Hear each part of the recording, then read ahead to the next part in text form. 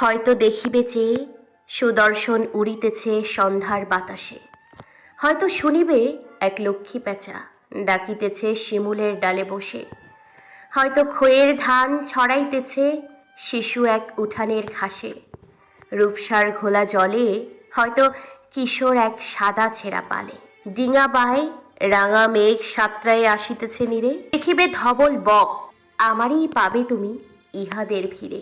হজরত শাহজালাল আন্তর্জাতিক বিমানবন্দরের সামনে দাঁড়িয়ে আছে এক তরুণী। কিছুক্ষণ আগে সুদূর ইটালি থেকে বাংলাদেশে এসে পৌঁছেছে সে। কত বয়স হতে পারে মেয়েটির? এই বড়জোর ২৬ কিংবা ২৭। মাথায় সোনালি রঙের চুল, অতিরিক্ত সাদা গায়ের রং দেখে যে কেউ বলে দিতে পারবে যে এই তরুণী একজন বিদেশি। অনেকক্ষণ ধরে খুঁটিয়ে খুঁটিয়ে দেখলে একটা বাঙালি ছাপও কি পাওয়া যাবে কে জানে। একসময় শ্বেতাঙ্গ কাউকে দেখলে বাঙালিরা হুমড়ি খেয়ে পড়তো দেখার জন্য। এখন এয়ারপোর্টে এবং ঢাকার রাস্তায় বিদেশি লোকজন মাঝে মধ্যেই দেখা যায় বলে বেশিরভাগ মানুষেরই আগ্রহ কিছুটা কম থাকে। কিন্তু ঠিক এই মুহূর্তে শ্বেতাঙ্গ রমণীটির দিকে অনেকেই অবাক হয়ে তাকিয়ে আছে।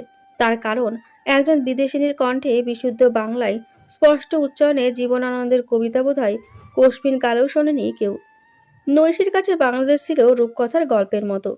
নিজের এই ২৭ বছর বয়স অবধি শুধু বাংলাদেশের গল্পই শুনে এসেছে সে। নৈশীর জীবনের সাথে ৩টে দেশের নাম জড়িয়ে আছে আদ্যোপান্ত: ইতালি, আমেরিকা এবং বাংলাদেশ। তার জন্ম, শৈশব, কৈশোর পেরিয়ে বড় হয়ে ওঠা সব ইটালিতে।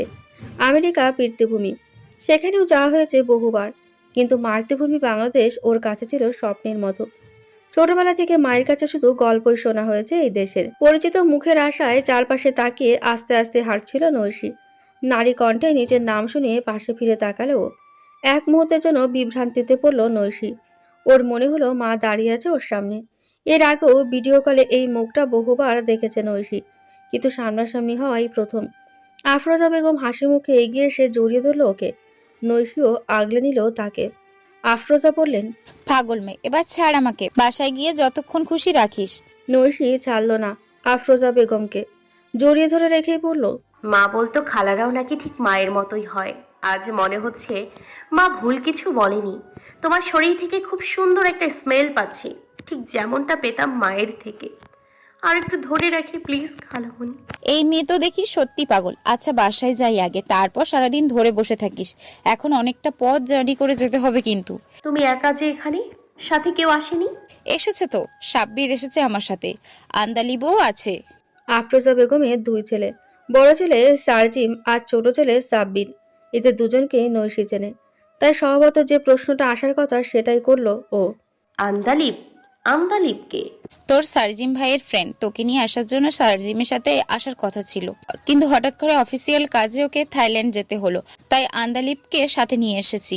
তোর দেরি হচ্ছিল দেখে ওরা কি একটু কাজ আছে বলে চলে গেল। আরে ওই তো চলে এসেছে ওরা। কিছুটা দূর থেকে হেঁটে আসা সাব্বিরের সাথে হাসি বিনিময় করে তার পাশে দাঁড়ানো মানুষটার দিকে ভালো করে খেয়াল করলো নৈশী। ফার্স্ট ইমপ্রেশনে নৈশীর মনে আন্দালিব সম্পর্কে যে বদ্ধমূল ধারণাটা গেঁথে গেল সেটা হলো, লোকটা প্রচণ্ড সুন্দর এবং ফ্যাশন সচেতন। কালো প্যান্টের সাথে ব্ল্যাক অ্যান্ড হোয়াইটের কম্বিনেশনের শার্ট, ব্যাক ব্রাশ করে রাখা চুল, পায়ে কালো জুতা। নৈশীর এই কয়েক সেকেন্ডের পর্যবেক্ষণের মধ্যেই ওরা দুজন এসে দাঁড়ালো আফরোজার কাছে। নৈশী হেসে সাব্বিরের দিকে প্রশ্ন ছুড়ে দিল, hey bro, what's up? Fine. So how was the journey? Amazing. সাব্বিরের মুখে তখনও হাসি লেগে আছে। এবার আন্তালিবের দিকে তাকিয়ে বলল, আন্দালিব ভাই, মিট মাই কাজিন আলভিয়া নৈশে, যাকে রিসিভ করার জন্য আমরা সুদূর বরিশাল থেকে ছুটে এসেছি। আন্তালিব নৈশীর দিকে তাকিয়ে প্রথমে বিড়বিড় করলো, কাজ ফেলে এতদূর ছুটে আসা সার্থক আমার। তারপর ফর্মাল হাসি দিয়ে নৈশীর সাথে পরিচিত হওয়ার উদ্দেশ্যে বলল, hello Naishi, nice to meet you.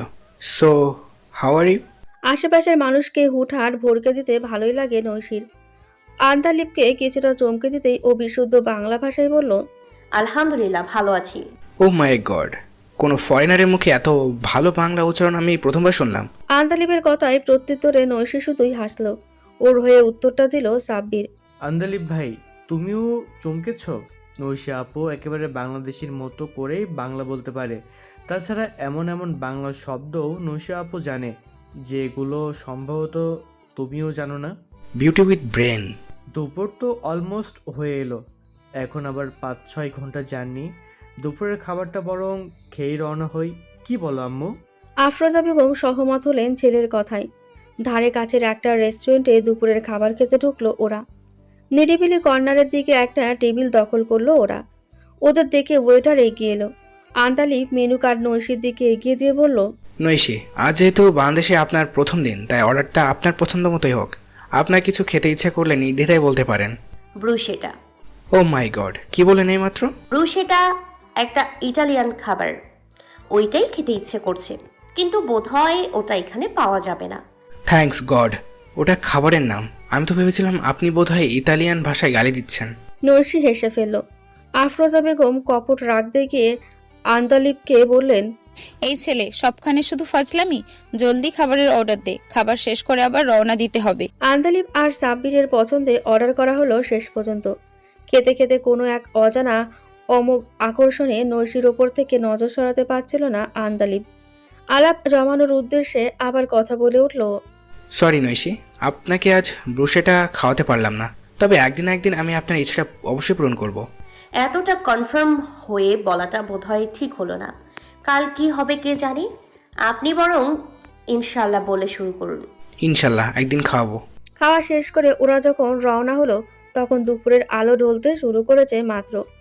Andaleeb নিজেই ড্রাইভ করছে। নৈশি আফরোজার সাথে পেছনে বসেছে বলে সরাসরি তাকানোর সুযোগ নেই এখন। আন্তালিব তাই রিয়ার ভিউ মিররের মধ্যেই নৈশির প্রতিবিম্ব যতটুকু সম্ভব দেখতে থাকলো। চোখাচোখি হলো না একবারও। তবুও নৈশি বুঝে গেল একজোড়া চোখ তাকে দেখে যাচ্ছে কিছুক্ষণ পর পর। বেশিরভাগ মেয়েদের এই বোঝার ক্ষমতাটা বোধহয় সৃষ্টিকর্তায় দিয়ে দেন। কেউ আড়াল থেকে দেখলেও সেটা তারা খুব সহজেই বুঝে ফেলে। নৈশি পাশে তাকালো। আফরোজা বেগম ইতিমধ্যে ঘুমিয়েও পড়েছেন। সাব্বির বলল, মায়ের শরীরটা ইদানিং বেশি ভালো যাচ্ছে না, বুঝলেন ঐশী আপু? নৈশি খালাকে শুইয়ে দিয়ে মাথাটা নিজের কোলের ওপর টেনে নিয়ে বলল, অনেকটা পথ জার্নি করে এসেছে, এখন আবার কতটা পথ যেতে হবে, একটু বরং ঘুমিয়েই নি। আন্তালিব অনেকটা প্রাণোচ্ছল স্বভাবের।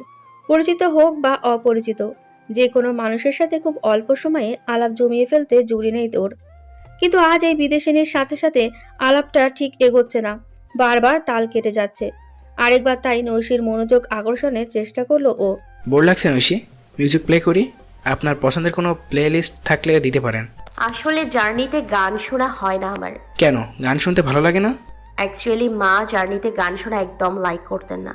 বলতেন মানুষের রাস্তায় কত বিপদ আপদ হতে পারে, এই সময় হারামে মগ্ন না থেকে আল্লাহকে মনে করা উচিত।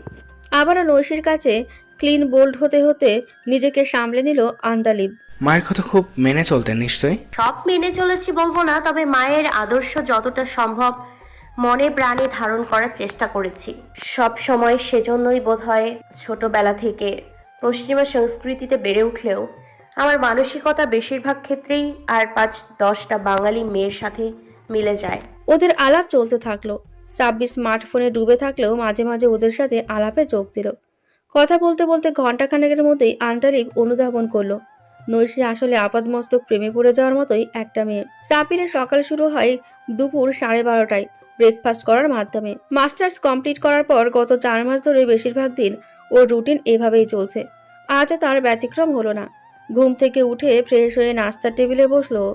ওখানে বসেই চেঁচিয়ে ডাকলো আফরোজাকে, আম্মু নাস্তা দাও। সাব্বিরের কথা শেষ হওয়ার সাথে সাথেই ওর মাথায় চাটি মারল আন্তালিব। একটা বাজতে চললো, আর কিছুক্ষণ পরে সবাই দুপুরের খাবার খাবে, আর তুই এখন চাইছিস ব্রেকফাস্ট? আন্তালিবের কথার উত্তরে কি একটা বলতে যাচ্ছিল সাব্বির, তার আগে শব্দ করে নাস্তার প্লেট এনে সামনে রাখলেন আফরোজা বেগম।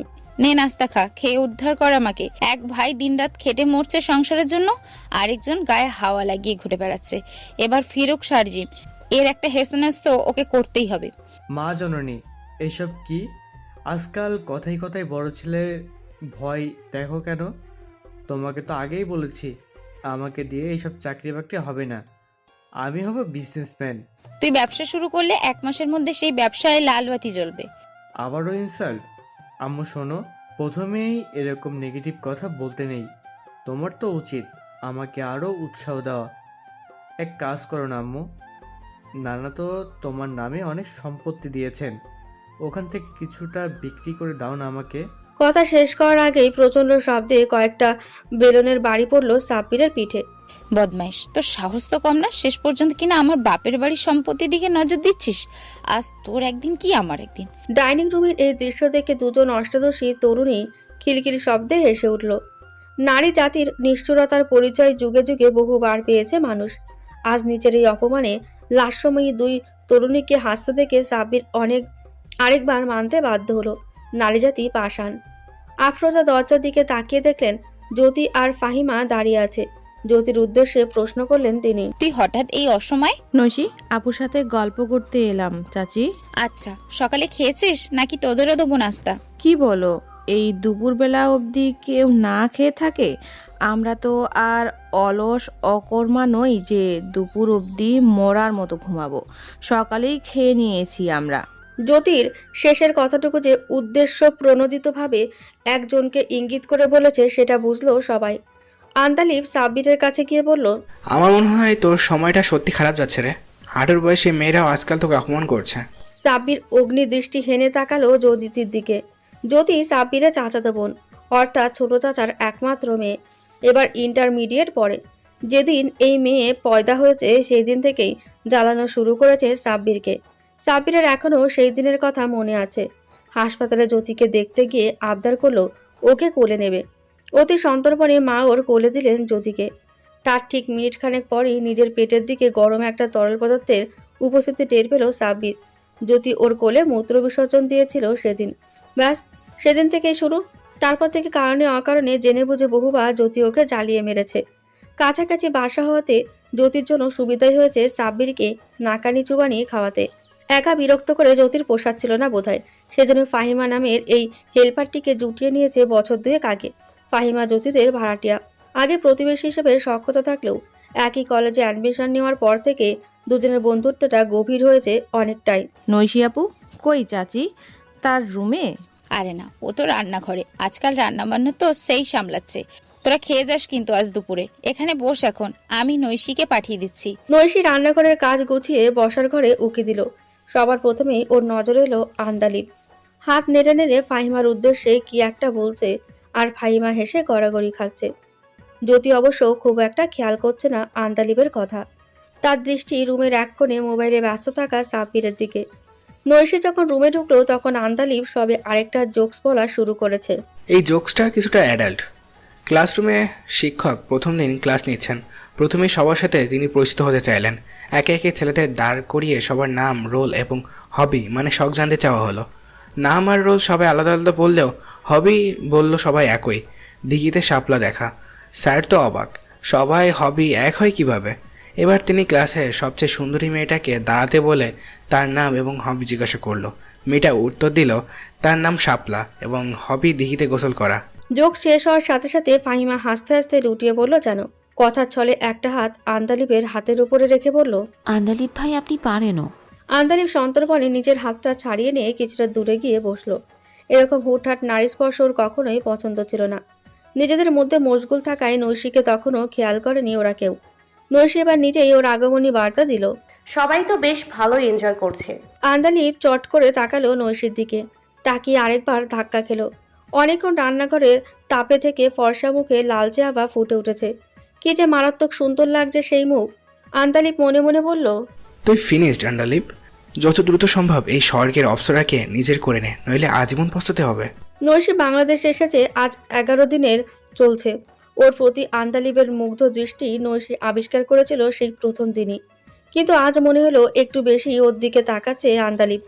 এসব দেখেও না দেখার ভান করলো। আর যাই হোক, এত দ্রুত স্রোতের টানে গা ভাসানোর মতো মেয়ে নৈশি নয়। দুপুরে খেতে বসলো সবাই একসাথেই। খাওয়ার টেবিলে বসে আফরোজা বেগম আগে ভিডিও কল দিলেন সারজিমকে। যদিও মুখ দেখা যাচ্ছিল না, কিন্তু ওপাশের প্রত্যেকটা শব্দ স্পষ্ট শুনছিল নৈশি। ফোন রিসিভ করে প্রথমে স্পষ্ট স্বরে সালাম দিল সারজিম। আসসালামু আলাইকুম আম্মা, কেমন আছো? ওয়ালাইকুম আসসালাম। ভালো আছি বাবা, তুই কেমন আছিস? আলহামদুলিল্লাহ আম্মা, ভালো আছি। তোমার শরীরের কি অবস্থা এখন? ঠিকভাবে খাওয়া দাওয়া করছো তো? হ্যাঁ রে বাবা, করছি। তুই খেয়েছিস দুপুরে? এখনো খাওয়া হয়নি আম্মা, মাত্র মিটিং শেষ করলাম। এখন রুমে গিয়ে গোসল সেরে নামাজ পড়ব, তারপরে খাবো। তোমরা সবাই খেয়েছো? না, মাত্রই খেতে বসলাম, মনে হলো খাওয়ার আগে একবার ফোন দিয়ে দেখি তুই খেয়েছিস কিনা। আর কতদিন লাগবে তোর দেশে ফিরতে? আশা করছি আর সপ্তাহখানেকের মধ্যেই কাজ হয়ে যাবে। চিন্তা করো না আম্মা, খুব জলদি ফিরবো ইনশাআল্লাহ। আফরোজা বেগম মোবাইল স্ক্রিন থেকে চোখ সরিয়ে বললেন, আচ্ছা, চলে আসিস যত দ্রুত সম্ভব। আম্মা, আমি হাসলেই তুমি চোখ সরিয়ে নাও শুধু।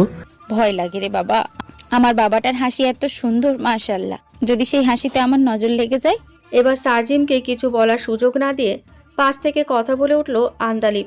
এত সুদর্শন একটা ছেলের চোখের সামনে বসে থাকতেও আপনার ওই শ্যামলা ছেলের হাসি ভালো লাগে খালাম্মা? না, আজ একটা হ্যাস্ত হওয়াই দরকার।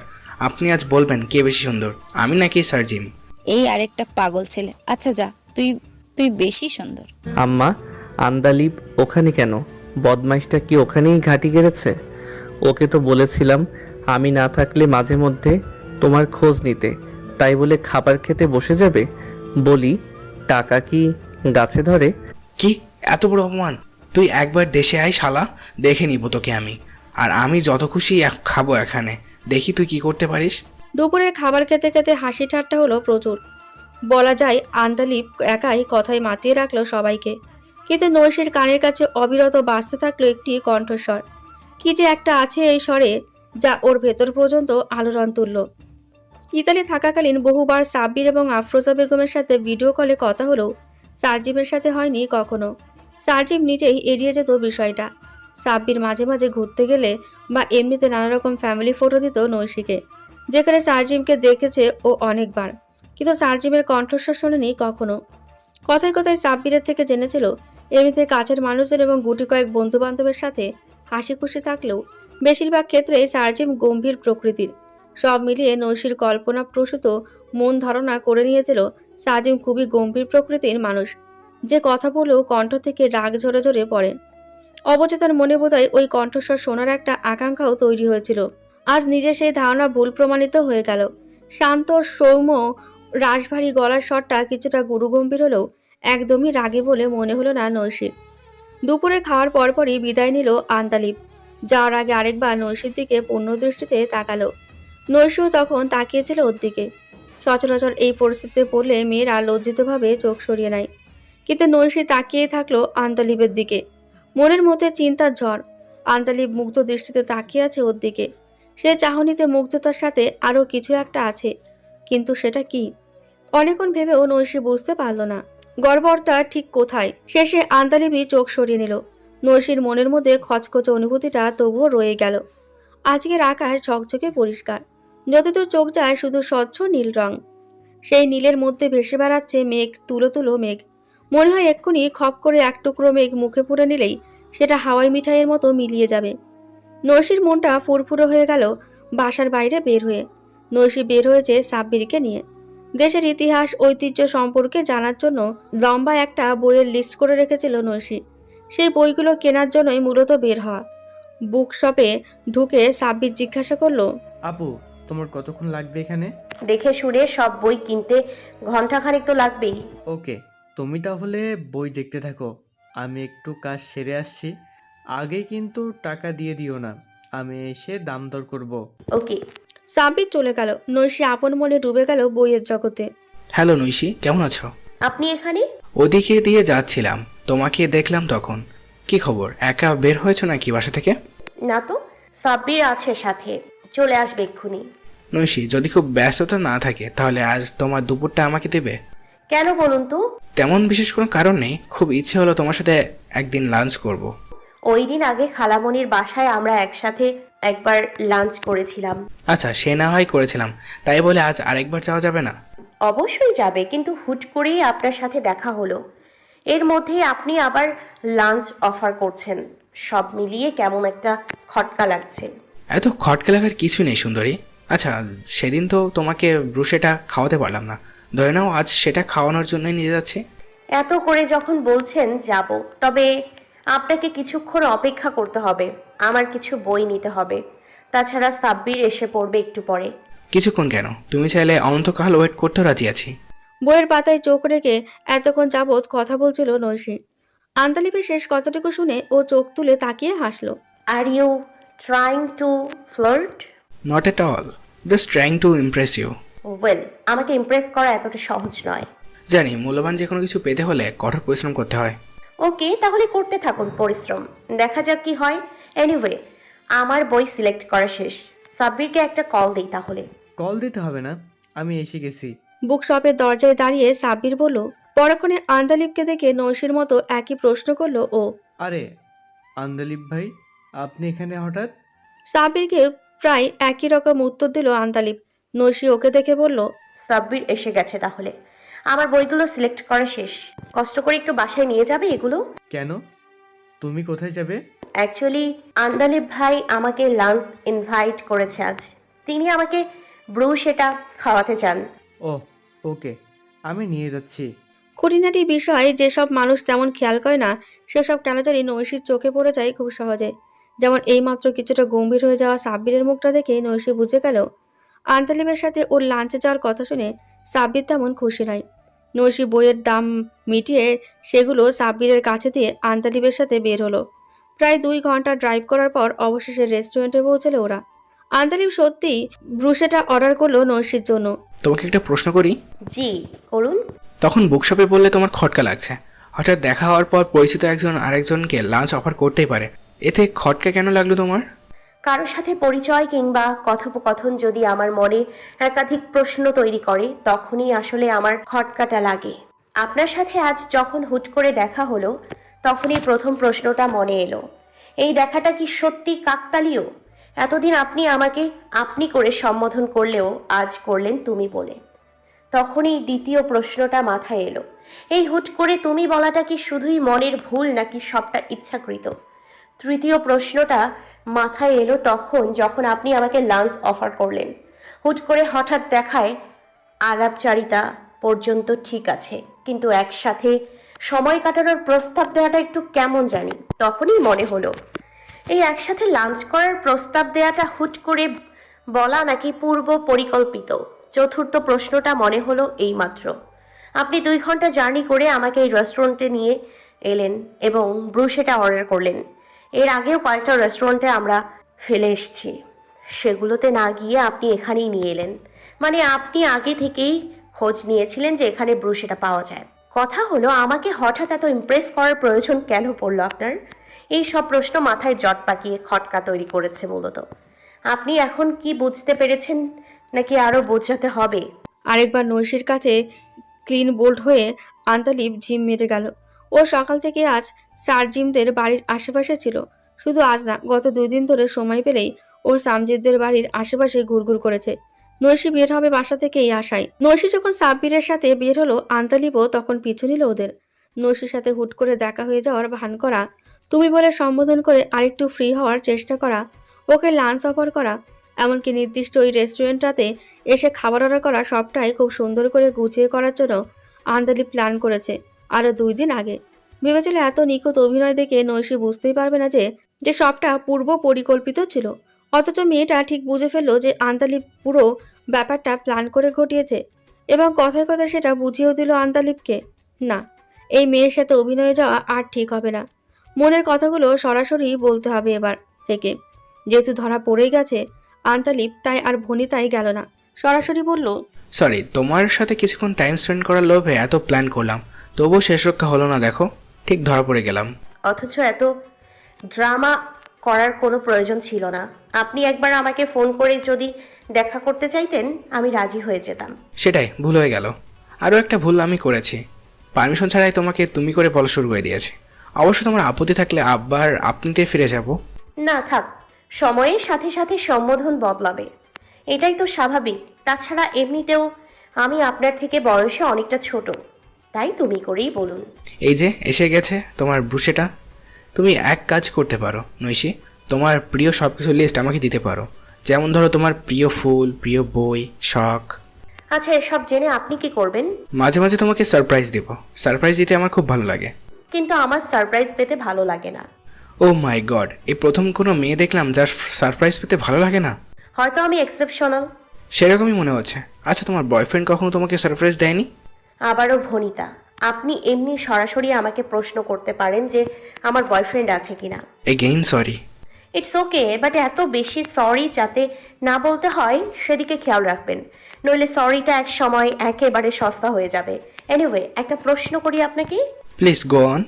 এই যে কয়েকদিনের পরিচয়ে আপনি আমাকে সারপ্রাইজ দিতে ব্যাকুল হয়ে উঠছেন, এরকমটা কি শুধু আমার ক্ষেত্রেই নাকি সব মেয়েদের সাথেই পরিচয়ের পর আপনি সারপ্রাইজ দিতে থাকেন? শুধুমাত্র তোমার ক্ষেত্রে বললে ভুল হবে, আবার সব মেয়েদের বলাটাও ঠিক হবে না। আমি প্রথম রিলেশন করেছিলাম ক্লাস 9-এ পড়াকালীন। সেই মেয়েটাকে আমি জীবনে প্রথম সারপ্রাইজ গিফট দিয়েছিলাম, আর সেদিনই আমার ব্রেকআপ হয়ে গিয়েছিল। কি গিফট দিয়েছিলেন সেদিন? পেট্রোলিয়াম জেলি আর বডি লোশন। আসলে তখন শীতকাল চলছিল, বেশিরভাগ সময় ওর ত্বক থাকতো প্রচণ্ড রুক্ষ, আমার দেখতে ভালো লাগতো না, তাই ভাবলাম দরকারি কিছু গিফট করি। কিন্তু সেই গিফটটি আমার কাল হলো। সুন্দর লাভ শেফের রেড র্যাপিং পেপারে মোড়ানো বক্স খুলে ওসব দেখে আমাকে আনরোমান্টিক বলে 2 মাসের রিলেশন ব্রেকআপ করে ফেললো সে। নৈশী শব্দ করে হেসে ফেলল, বলল, আপনি এত ফানি।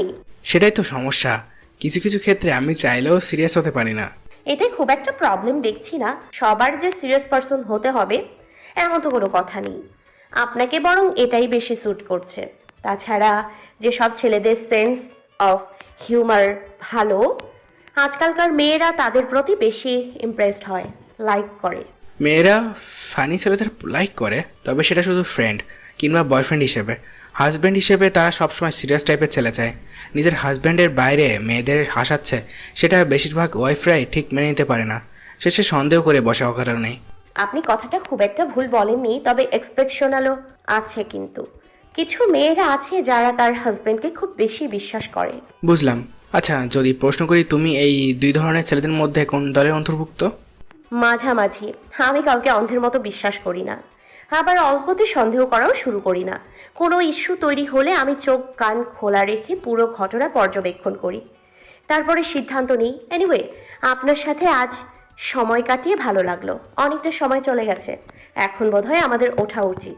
শিওর। আন্তালিপ নৈশীকে বাসার সামনে নামিয়ে দিয়ে গেল। প্রথম দিকের পরিস্থিতি কিছুটা নিয়ন্ত্রণের বাইরে চলে গেলেও আজকের প্ল্যানটা একেবারে বৃথা যায়নি বলে মনে হলো ওর। অন্তত আপনি থেকে তুমিতে তো আসা গেল। মুখে হুইসেল বাজিয়ে আপন গন্তব্যে রওনা হলো আন্তালিপ। তারা একটি দুইটি করে এলো, তখন বৃষ্টি ভেজা শীতের হাওয়া বইছে এলোমেলো। আফরোজা বেগমের বাসার ছাদে রাতের এই সময়টুকু খুব করে উপভোগ করে নৈশী।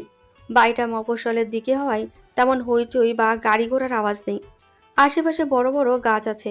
সন্ধ্যার পর থেকে মৃদুমন্দ হাওয়া বইতে থাকে। রাতে খাওয়ার পর কিছুক্ষণ হাঁটাহাঁটি করার অভ্যেস নৈশীর। এই সময়টাতে নৈশী তাই ছাদে চলে আসে।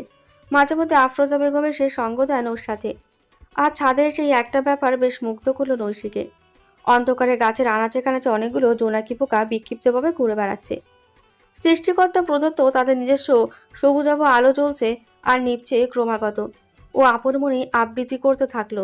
তখন থমকে দাঁড়ায় শীতের হাওয়া, চমকে গিয়ে বলে, খুশি খুশি মুক্তি নিয়ে তোমরা এলে কারা? তোমরা কি ভাই নীল আকাশের তারা? আলোর পাখির নাম জোনাকি, জাগি রাতের বেলা।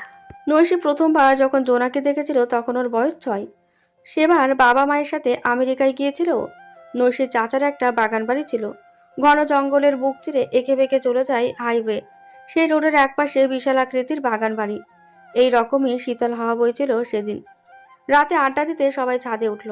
বাড়ির 3 পাশে ঘেরা ঘন জঙ্গলে, চারদিকে ঘুটঘুটে অন্ধকার। হঠাৎ সেই অন্ধকার ফুরে ছোট ছোট আলোকবিন্দু জ্বলে নিভে যাওয়া দেখে ঘাবড়ে গেল।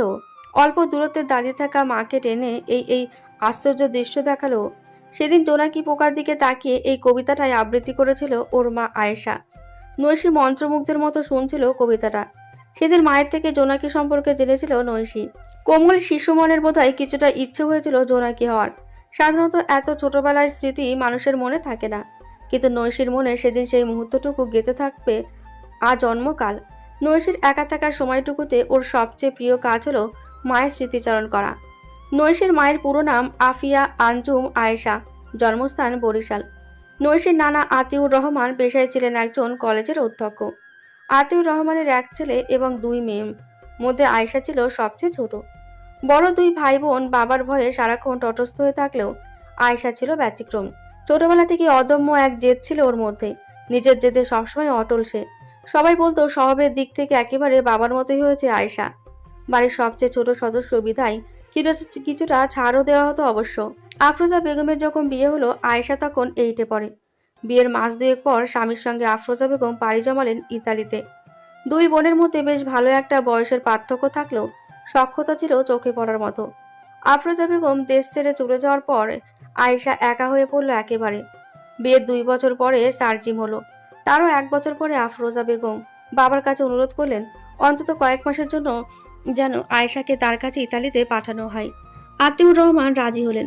একা একা এতদূর যাওয়ার ভয় আর এত বছর পর বোনের সাথে দেখা হওয়ার আনন্দের বিপ্রতীপ অনুভূতি মিলেমিশে একাকার হয়ে যাচ্ছিল আয়েশার মধ্যে।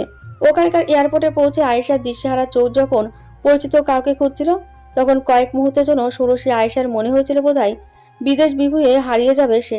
তখনও আয়েশা জানতো না অপরিচিত সেই দেশটাই একদিন তার খুব পরিচিত এবং একান্ত আপন হয়ে উঠবে। নৈশীর বাবা জানাইয়ের সাথে আয়েশার প্রথম দেখা হলো ইতালি যাওয়ার 1.5 মাস পরে। সেই দেখা হওয়াটাও ছিল অনেকটা নাটকীয়। সেদিন সার্জিমকে নিয়ে আফরোজা বেগম আর আয়েশা বের হয়েছিল ঘুরতে। হঠাৎ আফরোজা বেগমের হাত ছাড়িয়ে দিয়ে সার্জিম অন্যদিকে দৌড় দিল। আয়েশাকে ওখানে অপেক্ষা করতে বলে আফরোজাও ছুটলেন ছেলের পিছু পিছু।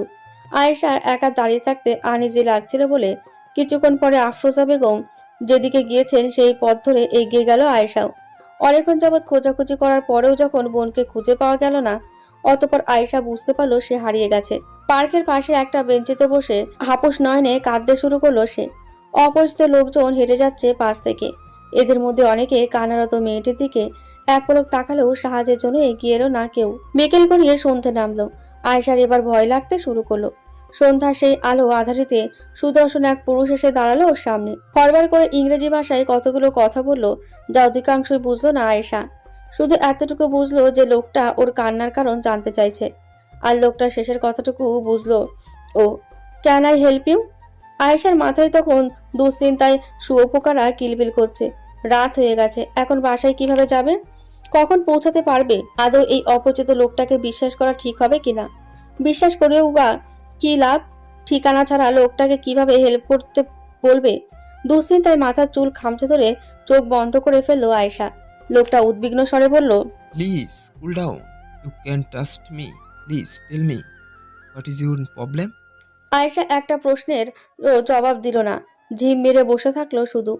সুদর্শন সেই পুরুষটিও প্রশ্ন করতে করতে একসময় হাল ছেড়ে দিয়ে আয়েশার থেকে কিছুটা দূরত্ব বজায় রেখে বসলো। অনেক চেষ্টার পরে অবশেষে আয়েশা নিজেকে একটু স্থির করতে পারলো। অস্থিরতা কমার পরে হঠাৎ করে স্মৃতি ফেরার মতো করে ওর মনে পড়ে গেল সব। এখানে আসার পরের দিনই আফরোজা বেগম ওর পার্সে বাড়ির ঠিকানা লেখা একটা কাগজ রেখে দিয়েছিল। আয়েশা আশার আলো দেখতে পেল। ওর মনে তখনও সংশয়, লোকটাকে বিশ্বাস করা ঠিক হবে তো। অনেক ভেবে শেষে লোকটার হাতে কাগজটা তুলে দিল আয়েশা। ঠিকানা দেখে সে বলল, Please come with me. অনুসরণ করতে শুরু করলো আয়েশা। পার্কিং এরিয়া রাখা একটা গাড়ির সামনে গিয়ে লোকটা ওকে সেই গাড়িতে উঠে বসতে বলল ওকে। আয়েশা দুরু দুরু বুকে ভয় আর রাজ্যের সংশয় নিয়ে গাড়িতে উঠে বসলো। যতক্ষণ গাড়ি ছিল ততক্ষণই কুৎসিত সব চিন্তা ওর মাথায় একের পর এক চলতে থাকলো। এই বুঝে নির্জন কোনো রাস্তা পেয়ে লোকটা ওর ওপর ঝাঁপিয়ে পড়বে, কিংবা হয়তো অন্য কোথায় নিয়ে যাবে। আবল তাবল ভাবতে ভাবতে একসময় আয়েশা দেখলো আফরোজা বেগমের বাসার সামনে গাড়ি এসে থেমেছে। এবারও মনে মনে লজ্জিত হলো ভালো মানুষটার সম্পর্কে এমন উল্টোপাল্টা ভাবার জন্য। আয়েশা বাসার ভেতরে ঢুকে দেখলো আফরোজা বেগম সোফায় বসে কাঁদছেন। আয়েশাকে দেখে ছুটে গিয়ে জড়িয়ে ধরলেন তিনি। সাথে আরেকজন অচেনা শ্বেতাঙ্গ যুবককে দেখে যা বোঝার বুঝে গেলেন। সুদর্শন যুবক সাধারণত সৌজন্যতামূলক আলাপের পর চলে গেল। সেদিনের পর আয়েশা ভয়ে বাসা থেকে বের হওয়া পুরোপুরি বন্ধ করে দিল। কিন্তু অসময়ে সেই বিদেশি যুবককে দেখা যেতে লাগলো আফরোজাদের বাসার সামনে রাস্তায়। এই আগমন যে শুধু ওর জন্যই সেটা বুঝে গেল আয়েশা। দিনগুলো চলে যেতে লাগলো। দেখতে দেখতে আয়েশা দেশে ফেরার সময় হয়ে গেল। ততদিনে আয়েশার মনেও ভালোবাসার স্ফুরণ হচ্ছে একটু একটু করে, কিন্তু সাহস করে এগিয়ে গিয়ে বলতে পারছিল না কিছুই। অপরপক্ষ এগোচ্ছে না। শেষে আয়েশা নিজেই প্রথম পদক্ষেপ নিল। সুন্দর এক রৌদ্রস্নাত সকালে বাসার অপোজিটের রাস্তায় পার্ক করে রাখা গাড়িটির দিকে এগিয়ে গেল। যুবকটি কিছুটা অবাক হয়ে তাকিয়েছিল ওর দিকে। আয়েশা আলাপ শুরুর জন্য হাসি দিয়ে বলল, hello mister. Sulaiman Jayan. You can call me Jayan. প্রচন্ড নার্ভাস লাগা সত্ত্বেও নিজের ইংরেজি ভাষার দৌড় যতটুকু ছিল সবটা দিয়ে বোঝানোর চেষ্টা করলো আয়েশা। কিছুদিন পরে আয়েশা দেশে ফিরে যাবে। যেহেতু সে কিছুদিন আগে আয়েশাকে বিপদের হাত থেকে বাঁচিয়েছিল, তাই আয়েশা কৃতজ্ঞ তার প্রতি। জায়ান মনোযোগ দিয়ে শুনলো আয়েশার কথা। কি বুঝলো সে কে জানে, তবে কিছুক্ষণ চুপ থেকে সরাসরি প্রস্তাবটা দিল সে। I think I'm in love with you. Will you marry me, Miss Aisha? কোথা থেকে যেন একরাশ লজ্জাটা এসে আছড়ে পড়লো আয়েশার ওপর। তবুও স্পষ্ট জবাব দিল ও। Could you please discuss this matter with my family? If they agree, then I have no problem. তারপরে চড়াই উতরাই কম চায়নি। যদিও জায়ান মুসলিম ছিল, তবুও আফরোজা বেগম এবং তার স্বামী আপত্তি করলেন শুরুতেই। আয়েশার মুখের দিকে তাকিয়ে অবশ্য একসময় মেনে নিতে হলো, কিন্তু তবুও চিন্তা একটা রয়ে গেল আয়েশার বাবা আতিউর রহমানকে নিয়ে। ওরা সবাই বুঝতে পারছিল আতিউর রহমান খুব সহজে মেনে নেবেন না এসব। অবশেষে সিদ্ধান্ত হলো জায়ান তার বাবা মাকে সাথে নিয়ে বাংলাদেশে গিয়ে প্রস্তাব দেবে সরাসরি। সবাই মিলে বোঝালে নিশ্চয়ই তিনি অমত করবেন না। আয়েশা দেশে ফিরে গেল। তার কয়েক মাস পরে জায়ান সত্যি তার বাবা মাকে নিয়ে বাংলাদেশে গিয়ে প্রস্তাব দিল আতিউর রহমানের কাছে। আয়েশা ভেবেছিল বাবা অমত করলেও ন্যূনতম সম্মানটুকু দেবেন তাদের, কিন্তু জায়ান এবং তার বাবা মাকে অপমান করে তাদের প্রস্তাব নাকচ করে দিলেন আতিউর রহমান। আয়েশার জেদ চাপলো সেদিনই। বাবার অমতে গিয়ে সবার সামনে সেদিনও বলল বিয়ে করতে হলো সে ওখানেই করবে। আতিউর রহমান মেয়ের এমন স্পর্ধা মেনে নিতে পারলেন না। সেদিন নিজ দায়িত্বে কাজে ডেকে জায়ানের সাথে আয়েশার বিয়ে দিয়ে দিলেন এবং তারপরেই তার এবং তার পরিবারের জন্য আয়েশাকে মৃত বলে ঘোষণা করলেন। দুজনে কেউই তার ইগো থেকে এক চুল নড়তে রাজি ছিল না। আয়েশা সেদিন এক কাপড়ে বাড়ি ছাড়ল। সেই শেষ। নিজের জীবন দশায় আর একবারের জন্য দেশের মাটিতে পা রাখেনি সে। রাতের পর রাত নিজের আপনজনের কথা মনে করে কেঁদেছে, কিন্তু একবারের জন্য তাদের মুখোমুখি গিয়ে দাঁড়ায়নি কখনো। আয়েশা সবসময় নৈশির পড়াশোনার পাঠ চুকিয়ে দেশে ফিরতে চাইলেও পরিবারের কারো মুখ দেখতে অস্বীকৃতি জানিয়েছিল। জায়ান মাঝে মধ্যে বলতো একবার অন্তত তাদের কাছে যেতে, বাবার কাছে গিয়ে ক্ষমা চাইতে, কিন্তু আয়েশাকে রাজি করাতে পারেনি কখনো। আয়েশার একমাত্র যোগাযোগ ছিল আফরোজা বেগমের সাথে। সেই যোগাযোগও একসময় অনেকটা কমে এলো। আয়েশার বিয়ের 1 বছর পরে আফরোজা বেগমের স্বামী ওখানকার চাকরির পাট চুকিয়ে দেশে এসে স্থিত হলো। ফোনে 2 বোনের যোগাযোগ হতো সবসময়, তবুও কোথাও একটা শূন্যতা হাহাকার থেকে যেত। আফরোজা বেগমের স্বামী অন্যতম একজন শুভাকাঙ্ক্ষী ছিলেন আয়েশা এবং জায়ানের, কিন্তু তার মৃত্যুতেও দেশে আসেনি আয়েশা শুধু ওর পরিবারের মুখোমুখি হতে হবে বলে। জায়ান তার সবটুকু দিয়ে চেষ্টা করত আয়েশাকে ভালো রাখার। একটা মেয়ে তার সব কাছের মানুষদের বিরুদ্ধে গিয়ে মাত্র কয়েক মাসের পরিচয় বিশ্বাস করে হাত ধরেছিল ওর। তাই সেই বিশ্বাসের মর্যাদা রাখতে এতটুকু কার্পণ্য করেনি কখনো জায়ান। আয়েশা অবশ্য মানিয়ে নিয়েছিল নিজেকে। জায়ানের ভালোবাসা, নৈশির জন্ম, সব মিলিয়ে খুব সুন্দর যাচ্ছিল ওর সময়। শূন্যতা যেটুকু ছিল তা শুধু আপনজনের থেকে দূরে থাকার। বাবা মায়ের পরিচয় থেকে শুরু করে এই পুরো ঘটনা নৈশি শুনেছে বিক্ষিপ্তভাবে, কিছুটা মায়ের কাছে, কিছুটা বাবার থেকে, আর বাকিটা খালার কাছ থেকে। নৈশির স্মৃতিচারণ থেকে বাস্তবে ফিরল। কয়েকটা জোনাকি তখনও এলোমেলো উড়ে বেড়াচ্ছে চারপাশে। সাব্বিরের সহজাত বৈশিষ্ট্যগুলোর মধ্যে অন্যতম একটা হলো ও প্রচন্ড ঘুম কাতুরে। দুবেলা না খেয়েও দিব্যি থাকতে পারবে, কিন্তু না ঘুমিয়ে কখনো নয়। গতকাল পুরো রাতটায় জাগতে হয়েছে ওকে।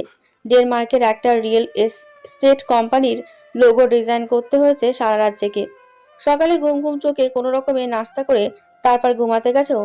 যাওয়ার আগে মাকে বলে গেছে বাসায় টর্নেডো হয়ে গেলেও দুপুরের আগে ওকে যেন কেউ না ডাকে। বিছানায় শোয়ার মিনিট খানেকের মাথায় গভীর ঘুমে তলিয়ে গেল সাব্বির। কিছুক্ষণের মধ্যে স্বপ্ন দেখা শুরু করে দিল। কোনো এক কিশোরী বালিকা খিলখিল শব্দে হাসছে। সুললিত সেই হাসির শব্দ শুনে সাব্বির এগিয়ে গেল মেয়েটির দিকে। মেয়েটাকে শুধু পেছন দিক থেকেই দেখা যাচ্ছে। সাব্বিরের খুব ইচ্ছে হলো সামনে থেকে মুখটা দেখার জন্য। ও ধীর পায়ে এগিয়ে এলো। তারপর মেয়েটির মুখোমুখি গিয়ে দাঁড়াতে আটকে উঠল। মেয়ে কই? এ যে একটা ভূত। হাসিটাও এখন আর সুন্দর নেই, কেমন বিভৎস। সাব্বির এক লাফে উঠে বসলো বিছানায়। রাত জেগে কাজ করায় এবং ঠিকভাবে ঘুমোতে না পারার জন্যই এসব উল্টোপাল্টা ব্যাপার দেখছে স্বপ্নে। সাব্বির আবার ঘুমোতে গেল। তখনই খেয়াল করলো সত্যি সত্যি কেউ হাসছে। তার মেজাজ চটে গেল পুরোপুরি। হন্তদন্ত হয়ে ও হেঁটে গেল পাশের রুমে। সেখানে গিয়ে ওর চোখ ছানা পড়া। আফরোজা বেগম, নৈশি আর জ্যোতি নতুন জামাকাপড় পরে সাজগোজ করছে। সাব্বির হুঙ্কার দিল, হচ্ছেটা কি এখানে? সে কি ভুলে গিয়েছিস? গতকাল রাতে তো বললাম আজ দুপুরে রাইহানদের বাসায় দাওয়াত আছে। সাব্বিরের মনে পড়লো হঠাৎ গতকাল রাতে মা গিয়েছিল ওর রুমে কি সব বলতে, কিন্তু তখন সাব্বির ল্যাপটপে এতটাই ডুবেছিল যে মায়ের কথা একটাও শোনেনি মনোযোগ দিয়ে। ও বলল, দাওয়াত আছে, ভালো কথা। চুপচাপ রেডি হয়ে যাও না, এত চেঁচামেচির কি আছে? আর এই জ্যোতি, এত জোরে হাসি কেউ? বাড়িতে ভূমিকম্প শুরু হয়ে গিয়েছে তোর হাসিতে। এই পিটখুটে হাসির শব্দে ঘুমাতে পারছি না। দূর হ চোখের সামনে থেকে। জ্যোতির অবশ্য এসব কথায় কোনো ভাবান্তর হলো না। খাটের এক কোণে বসে পা দুলিয়ে ও বলল, অদ্ভুত কথা বলো। এখন কি তোমার জন্য ঘরের মানুষ সব মৌনব্রত পালন করবে? কেন? হ্যাঁ, কথাকার কোন লাট সাহেব তুমি? সারাদিন খাওয়ার আর ঘুমানো ছাড়া তো কোনো কাজ নেই। এতই যদি ঘুমের সমস্যা হয় তাহলে যাও, নিজের রুমটা সাউন্ডপ্রুফ করে নাও। আমি এভাবেই হাসবো। চেহারা তো দেখতে পেতনির মতো, এদিকে ডাইনি বুড়ির মতো শব্দ করে হাসিস। চোপার জোরও কম না। এত দোষ নিয়ে শ্বশুর বাড়ি কিভাবে যাবি? তোকে তো সামনের দরজা দিয়ে ঢুকিয়ে পিছনের দরজা থেকে বের করে আবার বাপের বাড়ি পাঠিয়ে দেবে। সাবিরের কথায় এবার কাজ হলো। এতক্ষণ ডোন্ট কেয়ার মুডে থাকা জ্যোতি খেপে গেল ভীষণ। চাচি, তোমার ছেলে আমাকে ডাইনি এবং পেতনি বলেছে। তুমি এক্ষুনি এর একটা বিহিত করবে, নইলে আমি আর তোমাদের বাড়িতে জীবনও আসবো না। জ্যোতির বলতে দেরি নেই, তার সাথে সাথে আফরোজা বেগম এগিয়ে গিয়ে সপাটে চড় বসালেন সাব্বিরের গালে। ঘুমটুম সব বাদ, তুই এখন রুমে গিয়ে ফ্রেশ হয়ে রেডি হবি, তারপর আমাদের সাথে রাইহানদের বাসায় যাবি। সাবিরকে চড় খেতে দেখেও জ্যোতির রাগ কমলো না। আফরোজা বেগম এবার ওকে বললেন, তুই রাগ করিস না মা, জানিসই তো ওর মতন অকর্মণ্য পাগলের কথা আমরা কেউ কানে দেই না। আম্মু, তুমি ওর জন্য আমাকে এভাবে অপমান করতে পারলে? আমি তোমার ছেলে না আম্মু? সেটাই তো মুসিবত। আমার সার্জিম বাবা কত ভালো, আর আমার পেটে হয়ে তুই একদম বদমাইশ যে কিভাবে হলি সেটাই আমি ভেবে পাই না। এত অপমান সাবির আর 1 মিনিটও দাঁড়ালো না, নিজের রুমের দিকে হাঁটা ধরলো। এত অপমান সহ্য করে দাঁড়িয়ে থাকার কোনো মানেই হয় না। পেছন থেকে আফরোজা বেগমের গলা শোনা গেল আবার, 10 মিনিটের মধ্যে রেডি হয়ে বের হবি রুম থেকে, নইলে আজ তোর একদিন কি আমার একদিন। সাবির 10 মিনিটের মধ্যেই রেডি হয়ে নিল। ওকে এখন দেখাচ্ছে যুদ্ধে পরাজিত সৈনিকের মতো। সে চুপসে যাওয়া মুখটা দেখে জ্যোতি হেসে ফেলল আবার। সাব্বির চোখ পাকিয়ে তাকালো ওর দিকে। পাশে আফরোজা বেগম আছে বিধায় কিছু বলতে পারল না। নৈশি কাল রাতেও একবার বলেছিল, আজ আবারও সেই কথাই রিপিট করলো। খালামণি, আমি না গেলে হয় না? তোমাদের ইনভিটেশন, তোমরাই না হয়ে যাও। ধুর বোকামি, তোকেও তো রাইহান দাওয়াত করেছে, না গেলেও খুব মনে কষ্ট পাবে। ছেলেটা আসলে আমাদের খুব আপন মনে করে। রাইহানদের বাবা আর তোর খালু খুব ভালো বন্ধু ছিলেন। আমাদের 2 পরিবারের সদস্যরা তাই মিলেমিশে থাকি সব সময়। তুই যেহেতু এখানে আছিস তাই তুইও এই পরিবারের একজন। রাহানদের বাসা 2 বিল্ডিং পরে বলে হেঁটেই রওনা হলো সবাই। সাব্বির তখনও ঘুমে ঢুলছিল। আফরোজা বেগম আর জ্যোতিকে সামনে এগোতে বলে সাব্বির পাশাপাশি এসে হাঁটতে শুরু করলো নৈশি। কি ব্রো, এখনো ঘুমের রেস্ট যাচ্ছে না? একদম না। এখন ঘুমাতে না পারলে আমি মনে হয় মরে যাব নৈশি আপু। তোমার এই সমস্যার একটা ইফেক্টিভ সলিউশন আমি তোমাকে দিতে পারি। ব্যাপারটা পুরোটাই মনস্তাত্ত্বিক। চোখ বন্ধ করো, লম্বা একটা শ্বাস নাও, তারপর নিজেই নিজেকে মনে মনে বলো, কাল রাতে তোমার চমৎকার একটা ঘুম হয়েছে। এটা শুধু বললে হবে না, নিজেকে বিশ্বাস করাতে হবে যে সত্যিই তোমার রাতে ভালো ঘুম হয়েছে। যদি মন দিয়ে কাজটা করতে পারো তাহলে কিছুটা হলেও তোমার এই ঘুমের রেস্ট যাবে আশা করি। সবাইকে আগে পাঠিয়ে দিয়ে সাব্বির সত্যি নৈশির কথা মতো কাজটা করলো এবং অবাক হয়ে খেয়াল করলো ওর ঘুম ঘুম ভাব অনেকটাই কমে এসেছে। শরীরটাও কিছুটা ফুরফুরে লাগছে। রায়হান রুবিনা দম্পতিকে দেখে নৈশির প্রচন্ড রকমের ভালো লাগলো। এত সুন্দর আন্ডারস্ট্যান্ডিং দুজনের মধ্যে। বিশেষ করে রায়হান লোকটা এত মজার একটা মানুষ। নিমন্ত্রিত সব আশায় যাওয়ার পর সবার আগে যেটা নিয়ে খচখচ করলো নৈশির মনে, সেটা হলো বাড়িতে কোনো বাচ্চা কাচ্চা নেই। জ্যোতির থেকে জানা গেল বিষয়টা, তারা নিঃসন্তান দম্পতি। বিয়ের বয়স 12 বছর হয়ে গেলেও রুবিনার সমস্যার জন্য সন্তান নেওয়া সম্ভব হচ্ছে না। ডাক্তার জানিয়ে দিয়েছে রুবিনা কখনোই মা হতে পারবে না। দুপুরে খাওয়া দাওয়ার পরে আড্ডা জমে উঠল। নৈশি তেমন কোনো কথাই বলছিল না, একপাশে বসে সবার কথোপকথন শুনছিল। রায়হান খেয়াল করলো সেটা। নৈশিকে উদ্দেশ্য করে কথাগুলো বলল, নৈশি, বয়সে তুমি আমার চেয়ে অনেক ছোট হবে, তাই তোমাকে তুমি করেই বলি। আসার পর থেকে সম্বোধনহীন কথাবার্তা চালিয়ে যাচ্ছ। তুমি চাইলে আমাকে ভাইয়া বলে ডাকতে পারো। আর তুমি বোধহয় এখনও ইজি হতে পারছো না ঠিক করে। মনে করো এটা তোমার নিজের ভাইয়ারই বাসা, তাহলেই দেখবে সব সহজ হয়ে যাচ্ছে। সত্যি নৈশির কিছুটা অপ্রস্তুত লাগছিল এতক্ষণ। রায়হানের আন্তরিক কথাগুলো শুনে আগের চেয়ে কিছুটা সহজ হতে পারলো ও। আফরোজা বেগম উপযুক্ত একটা সুযোগ খুঁজছিলেন। কথায় কথায় এবার সাব্বিরের কথা তুলেই ফেললেন তিনি। রাইহান, তোমার সাথে একটা দরকারি কথা ছিল। না মানে আমাদের বাসায় তো একটা গরু আছে, সারাদিন খাওয়া ঘুমানো আর বসে বসে জাবর কাটা ছাড়া তো আর কোনো কাজ নেই। সেই গরুটাকে মানুষ করতে চাই। তোমরা একটু বুঝিয়ে দেখো তো, চাকরি বাকরি কিছু করে যদি। সাবির এই ভয়টাই পাচ্ছিল এতক্ষণে। শেষ পর্যন্ত ইজ্জতের ফালুদা হয়ে গেল। এতক্ষণ আগুন তুষের নিচে চাপা পড়েছিল, সেই আগুনকে আরেকটু উস্কে দিল জ্যোতি। জানো চাচি, ফাহিমার বড় ভাই তো বিসিএস রিটেনে টিকে গেছে কয়েকদিন আগে। মনে হয় এবার চাকরি পেয়েই যাবে। সাবিরের ভেতরে তখন জ্বলন্ত আগ্নেয়গিরির আগুন। সেই আগুন দিয়েও ভস্ম করে দিতে চাইলো জ্যোতিকে। সাবির যথাযথ সময়ের অপেক্ষা করতে লাগলো। সেই সুযোগটাও ও পেল দিন দুয়েক পরে। সেদিন বিকেলে নৈশী আর আফরোজা বেগম বাইরে গেল কি একটা কাজে। জ্যোতি সেটা না জেনে নৈশীর সাথে গল্প করতে এলো। যতক্ষণে ও বুঝতে পারলো যে বাসায় কেউ নেই, ততক্ষণে পালিয়ে যাওয়ার পথ বন্ধ। সাবির ওর হাত চেপে ধরে রেখেছে। প্রথমেই হুঙ্কার দিয়ে উঠলো ও। ফাহিমার ভাই বিশেষ ক্যাডার হবে তাই না? আমি মানে? ফাহিমার ভাই গুণগানের শেষ নেই। প্রেমে পড়েছিস নাকি সেই তোর প্রেমে পড়েছে? এত টান যেহেতু তার প্রতি, বোঝা যায় সম্পর্কের গভীরতা অনেক। কত দূর এগিয়েছিস? শুধু চুমু টুমু নাকি আরো বেশি? ইঙ্গিত বুঝতে অসুবিধা হয় না জ্যোতির। কান ঝাঁঝা করে অপমান বোধে। সাব্বিরের মন গড়ল না তাতে, বরং প্রতিশোধ পরায়ণ সাব্বিরের পৈশাচিক আনন্দ হলো জ্যোতির দুঃখ দেখে। আর একটু কথা শোনানোর সুযোগ হাতছাড়া করলো না ও। ভালোই হলো, টাকাওয়ালা প্রেমিক পেয়ে গেছিস। তবে তোকে একটা পরামর্শ দেই জ্যোতি, এখনো খুব বেশি অন্তরঙ্গ হয়ে যাস না। দেখা গেল ক্যাডার হয়ে গেলে ভোল্ট পাল্টে ফেলবে, তখন আবার। কথা শেষ না করে বিশেষ ভঙ্গিতে হাসলো সাব্বির। গায়ে জ্বালা ধরানো হাসি। জ্যোতি ফুপিয়ে কেঁদে ফেললো এবার। সাব্বিরের সঙ্গে স্বাভাবিক দুটো কথা কবে হয়েছিল জ্যোতি মনে করতে পারলো না। সবসময় লড়াই ঝগড়া, একজন আরেকজনকে খোঁচানো, এইসবই করেছে ওরা। পেতনি, ডাইনি, বাচাল, অসুন্দর বলে বহুবার সম্বোধন করেছে জ্যোতিকে। ওপরে ওপরে রাগ দেখালো জ্যোতির এসব কথা কখনোই গায়ে লাগেনি। কারণ ও জানতো এসব শুধুই কথার কথা, আর মানুষটা এমনই। কিন্তু আজ সেসব কথা বলল সাব্বির। সেগুলো হজম করা জ্যোতির পক্ষে সম্ভব ছিল না। ছি, সামান্য একটা কথার জেদ ধরে এত বাজেভাবে চরিত্র নিয়ে প্রশ্ন তোলা যায়? যদি কঠিন সংকল্প করলো মনে মনে, এই হৃদয়হীন ছেলেটার সামনে আর কখনো আসবে না ও। সাবিরের হঠাৎ মাথাচাড়া দিয়ে ওঠা রাগটা প্রশমিত হতে শুরু করেছে। ও চেয়েছিল কথার তীব্রতায় জ্যোতিকে কাঁদাতে, কিন্তু এখন জ্যোতি কেঁদে ফেলার পর নিজের কাছেই খারাপ লাগছে। একটু বেশি কি বলা হয়ে গেল? সাবিরের অন্যমনস্ক হওয়ার সুযোগে জ্যোতি চট করে নিজের হাত ছাড়িয়ে নিল। তারপর এক দৌড়ে বের হয়ে গেল বাসা থেকে। সাব্বির বসে পড়ল খাটে। এতক্ষণ জ্যোতির উপরে হওয়ার ট্রাকটা কনভার্ট হয়ে নিজের দিকে ফিরে এসেছে এখন। কথাগুলো বলার সময় জ্যোতির সেই কান্না ভেজা অবিশ্বাস্য চাহনি একেবারে ভেতরে কোথায় গিয়ে লাগছে খুব করে। তোমারই যেন ভালোবাসিয়াছি শত রূপে শতবার, জনমে জনমে যুগে যুগে অনিবার। দু লাইন বলে থেমে গেল নৈশী। থামলে কেন? ভালোই তো লাগছিল। এই অসময়ে আন্দালিবকে একদমই আশা করেনিও। আজকের এই গধূলি বিকেলটা নিজের মতো করে কাটাতে নিরিবিলি ছাদে এসেছিল নৈশী।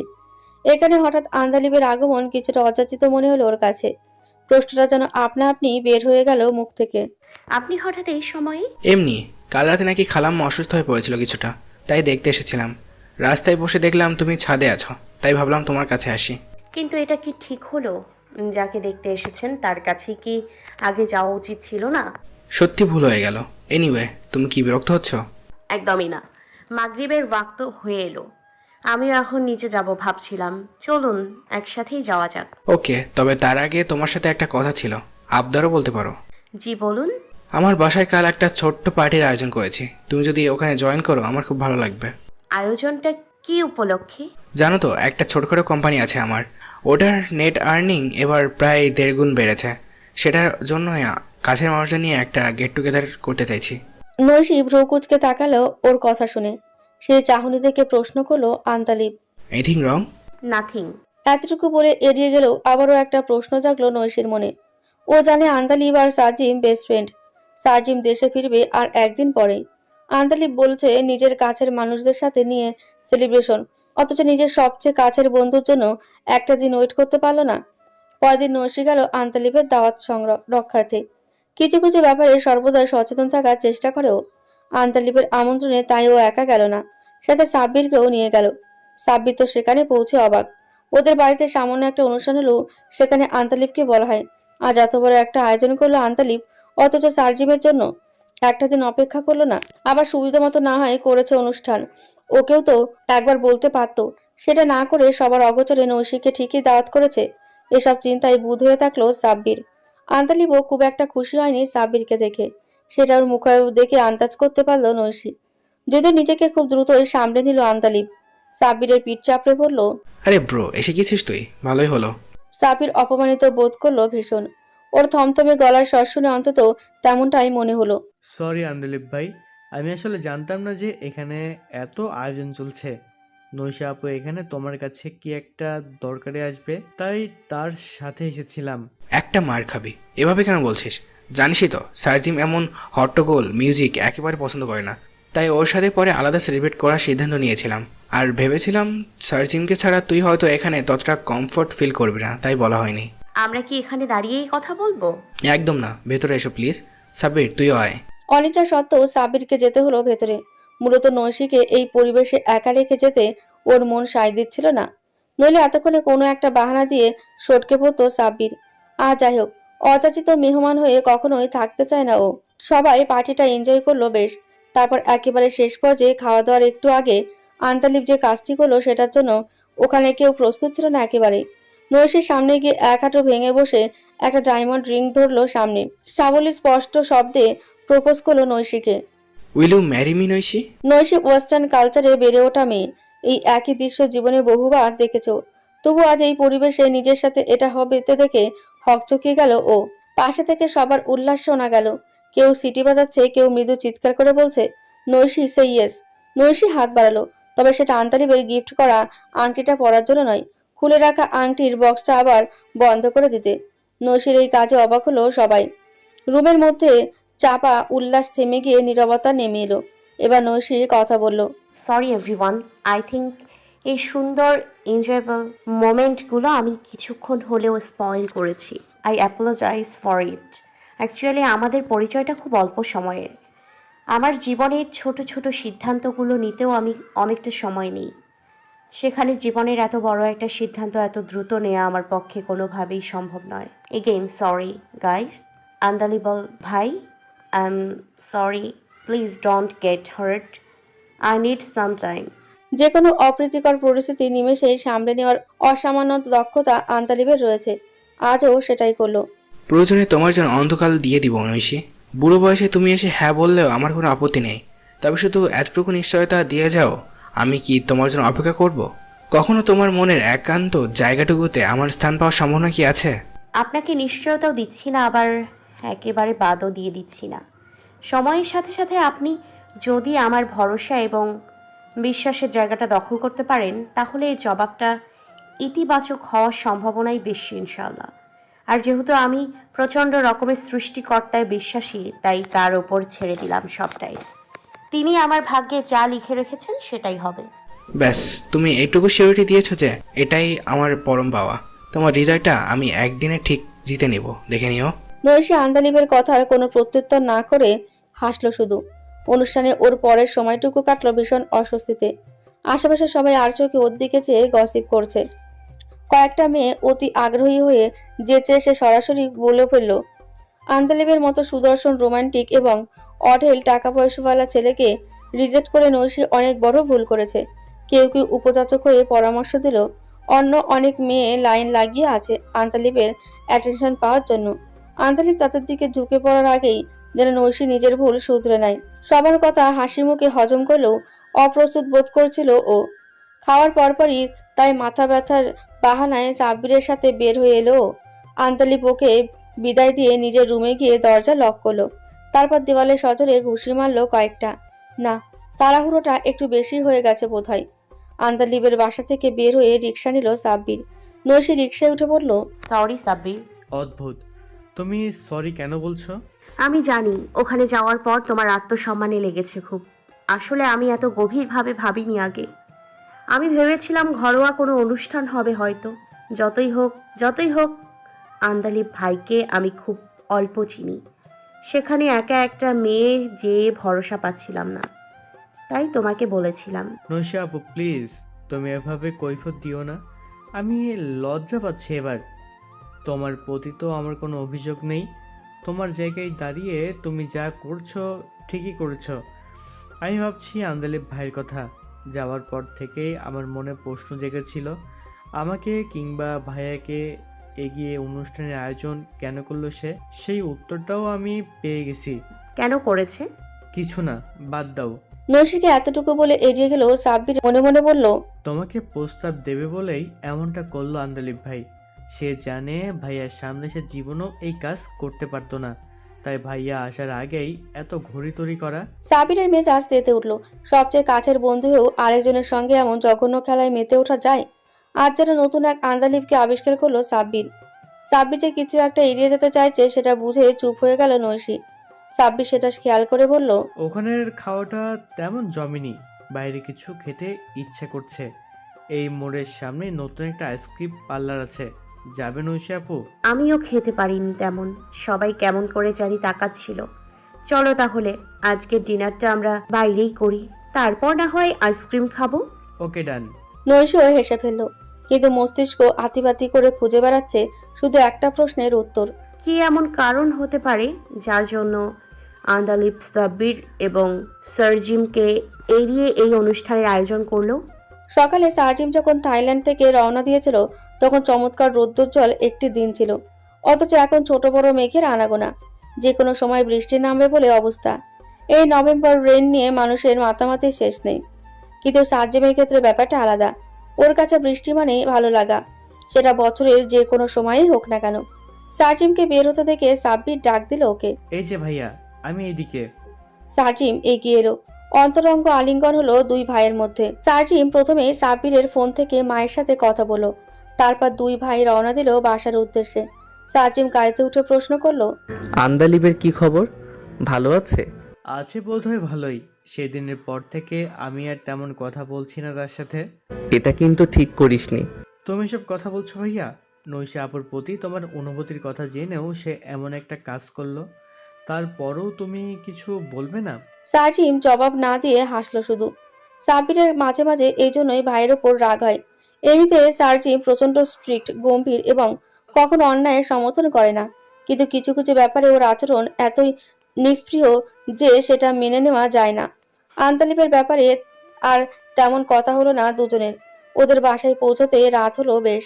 অসময়ে বৃষ্টিতে ভেজায় নৈশির শরীরটা একটু খারাপ করেছিল, তাই ও রাতের খাবার খেয়ে শুয়ে পড়েছিল আগে ভাগেই। সবাই ঘুমটা হাসি হাসি করছে, এর মধ্যে কলিং বেলের শব্দ শুনে তন্দ্রা ছুটে গেল ওর।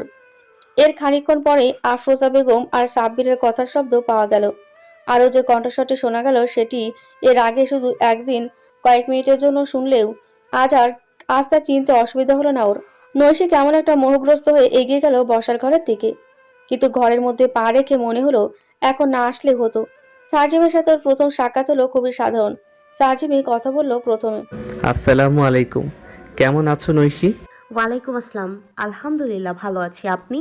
সবসময় চটপটে স্বরে জবাব দেওয়া নৈশি টের পেল আজ এই কথাটুকু বলতেই কোথাও একটা আলস্যতা জেঁকে বসেছে জিভের টকায়। সার্জিমের উত্তর সাবলীল। মনে হলো না যে এই প্রথমবার নৈশির সাথে কথা বলছো। আলহামদুলিল্লাহ ভালো। তুমি কি অসুস্থ? তোমাকে ক্লান্ত লাগছে খুব, চোখ লাল দেখাচ্ছে। নৈশি কি বলবে বুঝে পেল না হঠাৎ। মাত্র মিনিট খানিকের দেখায় লোকটা বুঝে গেল যে নৈশি অসুস্থ। আফরোজা বেগম জবাব দিলেন এবার। এত করে বারণ করলাম তারপরেও বৃষ্টি ভিজলো। এই মেয়ের যত অদ্ভুত কথা। দেশে আসার পর প্রথম বৃষ্টির পানি নাকি গায়ে লাগাতে হবে। এখন বোঝো মজা, জ্বর উঠেছে। সাজিম মায়ের কথায় অল্প এসে আবার নৈশির দিকে তাকালো। বসো নৈশি। এখন আর বসতে হবে না, তার চেয়ে বরং শুয়ে পড়ুক গিয়ে। আর তোরা এত দূর জার্নি করে এসেছিস, এখন গিয়ে ফ্রেশ হয়ে খেয়ে আয়। রাত তো কম হলো না, সকালে কথা হবে আবার। নৈশি চলে গেল। রাতে জ্বর বাড়লো খুব। শরীরে প্রচন্ড উত্তাপ নিয়ে নৈশি টের পেল ওর রুমের লাইট জ্বেলেছে কেউ। তার একটু পরে একটা শীতল হাতে স্পর্শ পেল কপালে। সেই স্পর্শটুকু খুব ভালো লাগলো নৈশির। অনেক আগে যখন মা বেঁচে ছিল তখন জ্বর এলে ঠিক এভাবেই রাতে রুমে এসে চেক করে যেত সে। অদ্ভুতভাবে মায়ের শরীরে সেই চেনা পরিচিত ঘ্রাণটা নাকে এসে লাগছিল। হাতটা কপালের ওপর থেকে সরে গেল কয়েক সেকেন্ড পরে। কিয়ৎক্ষণ পরে কপালে ভেজা কাপড়ের স্পর্শ পেল। আজ থেকে 5 বছর আগে মা যখন মারা গেল তারপর থেকে মায়ের সবটুকু দায়িত্ব কাঁধে তুলে নিয়েছিল বাবা।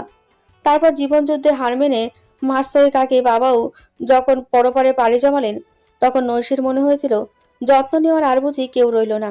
আজ আফরোজা বেগমের এই আদর মেশানো যত্নটুকু পেয়ে নৈশির সেই ভুল ধারণা ভাঙল। আরাম পেয়ে চক্ষু মুদে রইল। তারপর কখন জানি ঘুমিয়ে গেল। সকালে ঘুম ভেঙে নৈশি দেখল গতকালের সেই বৃষ্টি মেঘ আজ একেবারে ভ্যানিশ। হঠাৎ চমৎকার ঝলমলে রোদ জানালা গলে বিছানায় এসে পড়েছে। জ্বর নেই গায়ে একদম, শরীরটা ঝরঝরে লাগছে বেশ। দেওয়াল ঘড়ির দিকে তাকিয়ে দেখলো বেলা হয়েছে অনেক। বসার ঘর থেকে কথার শব্দ পাওয়া যাচ্ছে। নৈশি ফ্রেশ হয়ে সেদিকে এগিয়ে গেল। সবচেয়ে বেশি শোনা যাচ্ছে আন্তলিবের কথা। নৈশি এগিয়ে গিয়ে দেখলো বসার ঘরে সার্জিম, আন্তালিব আর আফরোজা বেগম কথা বলছেন। নৈশিকে দেখে আফরোজা বেগম উঠে গিয়ে কপালে হাত রাখলেন, তারপর হাঁপ ছেড়ে বাঁচলেন। না, এখন আর জ্বর নেই। খিদে পেয়েছে নিশ্চয়ই, আয় নাস্তা করবি। তোমরা? আমরা আরো আগেই খেয়েছি। তুই রাতে ঘুমাতে পারিসনি বলে তোকে আর সকাল সকাল ডাকিনি। আন্তালিব থেকে গেল এবং দুপুরে সবার খাওয়া দাওয়া একসাথেই হলো। বিকেলে সবাইকে সাথে নিয়ে লাগেজ খুলতে বসলো সার্জিম। পরিবারের লোকজনের জন্য কিছু কেনাকাটা করেছিল ওখান থেকে, সেগুলো একে একে বের করলো। একটা বেশ বড়সড় প্যাকেট বের করে সার্জিম প্রশ্ন করলো, জ্যোতি কই মা? সকাল থেকে দেখলাম না যে। আমিও তো সেটাই ভাবছি, সার্জিম ভাই কবে ফিরবে। জিজ্ঞাসা করতে করতে তো এতদিন মাথা খেয়ে ফেলেছি। থাইল্যান্ডে যাওয়ার আগে তোর হাতে সবচেয়ে বড় লিস্টটা তো সেই ধরালো, অথচ এখন কিনা খবর নেই। সাব্বির যা তো, জ্যোতিকে গিয়ে ডেকে নিয়ে আয়। আমি? ওর কথার ভঙ্গিতেই সন্দেহ প্রবল হলো সার্জিমের। সত্যি করে বলতো, তুই আবার কোনো ঝামেলা করিসনি তো ওর সাথে? জ্যোতি সকাল থেকে একবারও আসেনি কেন? দুনিয়ার সব মানুষের সাথে অত্যন্ত সুন্দরভাবে গুছিয়ে মিথ্যা বলতে পারলেও ভাইয়ের সামনে এসে কেমন জানি মিয়ে যায় সাব্বির। তীক্ষ্ণ ওই চোখের দিকে তাকাতেই কেমন পেটের মধ্যে গুড়গুড় করে। সাব্বিরের আমতা আমতা করা দেখে নৈশি বলেন, তার চেয়ে আমি গিয়ে ডেকে নিয়ে আসি ওকে। জ্যোতিদের বাসা পাশেই, তাই ডাকতে গিয়ে কয়েক মিনিটের মধ্যেই ফিরে এলো নৈশি। তবে এলো ও একা, সাথে জ্যোতি নেই।